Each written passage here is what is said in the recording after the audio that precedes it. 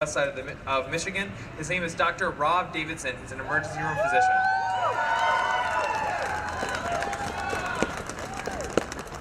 So I'm an ER doc. My name is Rob Davidson, and I'm gonna tell you a story maybe a little different than a lot of folks here could tell you.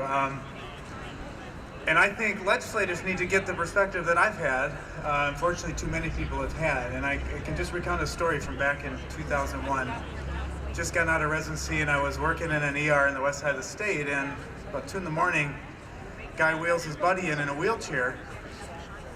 He says, "Help my friend." And he's talking to me, and he's kind of breathing, and we wheel him into a gurney, and the guy, I don't know, he had 8, I forget, maybe 10 bullet holes along the whole right side of his body. 20-some-year-old guy. And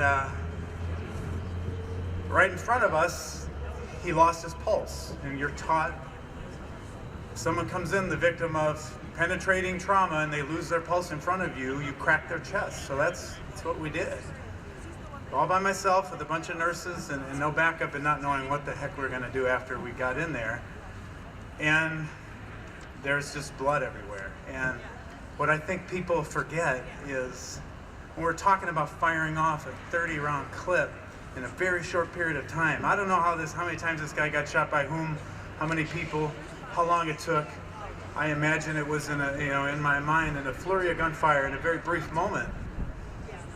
And someone was able to fire that off so fast and rip apart this guy's side of his body, and we never figured out where he was bleeding from, and this guy died. And I don't remember his name, and I don't ever think we knew his name. He was John Doe. Just another young black man in Muskegon, Michigan, who got shot up one night and died in an ER, and nobody knew who the hell he was.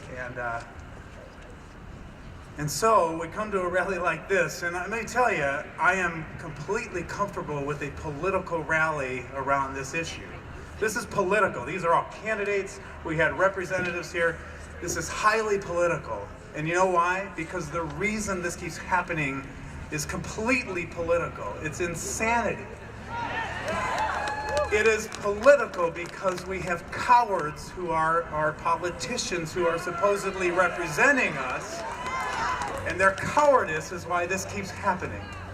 I don't think this is about money and the NRA giving people money. My congressman who I'm running against got $26,000 in his career from the NRA. Big deal. He's had $5 million from a whole lot of other people. That's not it.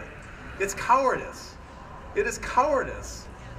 They're afraid to lose their position of power, so they vote the way they think they have to vote, so they will not get voted out. It is cowardice that is inhibiting our ability to save these kids. Thank God these kids from Kalamazoo Central came out here and told their story. Thank God these kids from Parkland are telling their stories, because these are the stories people need to hear, so we can push back against that cowardice. We can get them to grow a spine. Now I'm going to call out a couple of people here today, specifically about gun violence. Maybe just one, because I want to keep it brief. And it's the guy Jerry Sias is running against. Jerry's running the 89th. My representative, Jim Lilly, is a Republican in the 89th House District. I'm a school board member in Spring Lake, Michigan, okay? So when they came out with ridiculous Senate bills to allow concealed weapons in schools, we rejected that. We wrote a unanimous letter. Our superintendent wrote a letter to my senator, Arlen Meekoff, who brandishes his .45 on the Senate floor because he thinks it makes him somehow a tough guy. And I went to a town hall with my representative, Jim Lilly, and I said, listen, we understand what this means, right? More guns in schools, more kids will die, right? Because the accidents happen. Because guns get into the hands of young kids with sticky fingers. We all know those kids.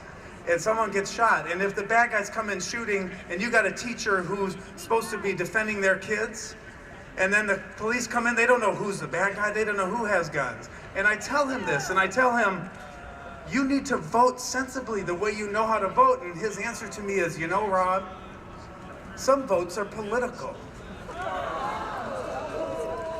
Jim Lilly of the 89th House District said, you know, Rob, some votes are political, because if I ever want Arlen Meekoff to let a bill of mine see the light of day, I gotta vote for this. And he says to me, you'll figure that out if you get elected. And I looked at him and I said, you know, it's not worth getting elected if that's what you got to do to stay elected. So, cowardice is what gets us here. Bravery of you all, of the kids who came up here and spoke, of the people behind me running, making this so political, it is going to make their heads spin how political this is going to get. It's going to be political all the way to November of 2018 when we vote them out.